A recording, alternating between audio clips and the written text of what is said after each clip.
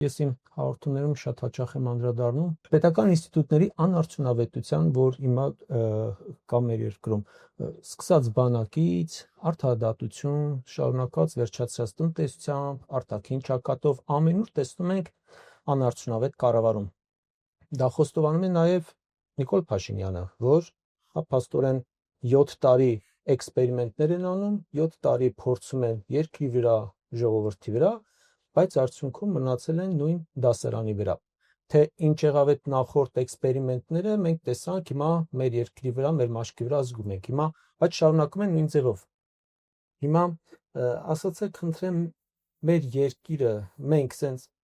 ինչքան կձգենք ու ոչ գրական արտահայտվեցի, բայց հնարավոր է մինչև հեռացումը արդեն տեսնենք, որ իրոք տակը բան չի մնացել արդեն։ Ասեք, նայ։ Այս իշխանությունը երկիրը սարքել է տրենաժոր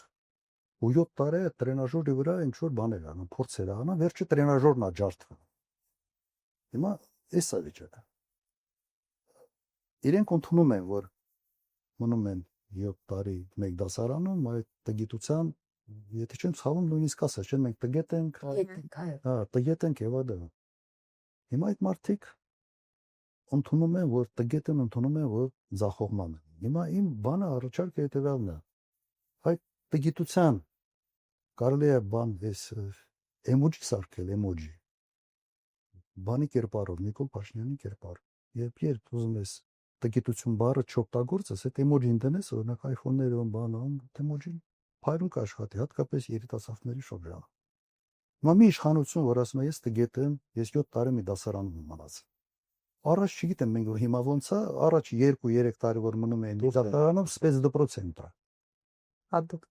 Հատուկ ուրիշ դպրոց,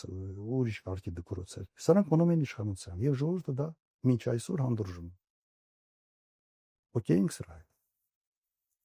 Ու սա գիտեք նաեւ ինքը ինչի համար է դա ասում։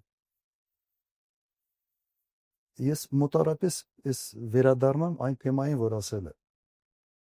Վերջը ինքը ինչ էր ասում, ինքը ասում էր դուք մենք փայլուն երկիր ունենք, փայլուն ժողովուրդ ունենք, կիրթ եւ այլն։ Այդ կրկնեմ այդ հատվածը։ Հետո 7 տարի անց ասում է, չէ, ունենք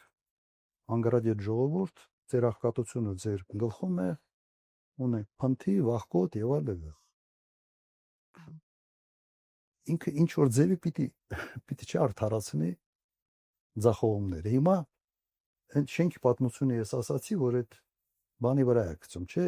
առաջի կառուցողի ճարտարապետի վրա։ Հիմա ինքը այդ մեղքը գցում է ժողովրդի վրա։ Ասում է, ես չէ։ Ասում է ինձ ուղղակի վատ ժողովուրդ է փայ ընկել։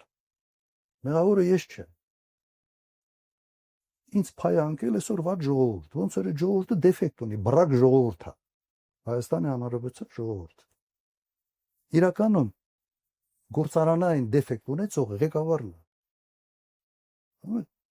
Փաստը սա է։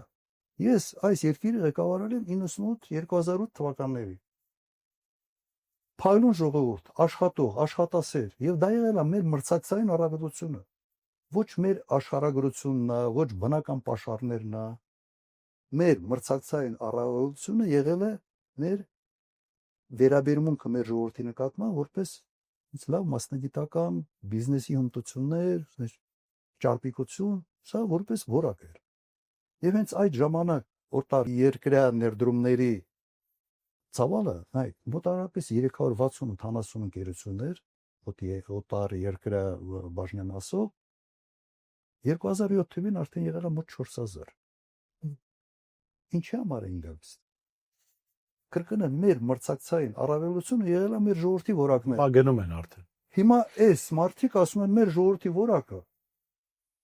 What is շշմում է։ Ասում են փնթի են, էս են, զիգիլը էս են, գցում են, գցում։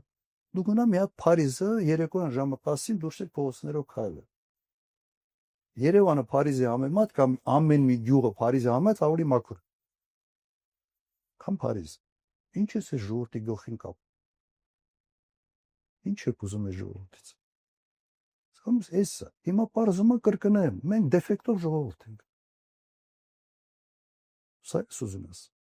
Ու կնոջ հետ լծվել են բանենա, ինչ որ ընտանեկան ինչ որ բան կրթում է մեր ժողովուրդը։ Okay, կրթեք։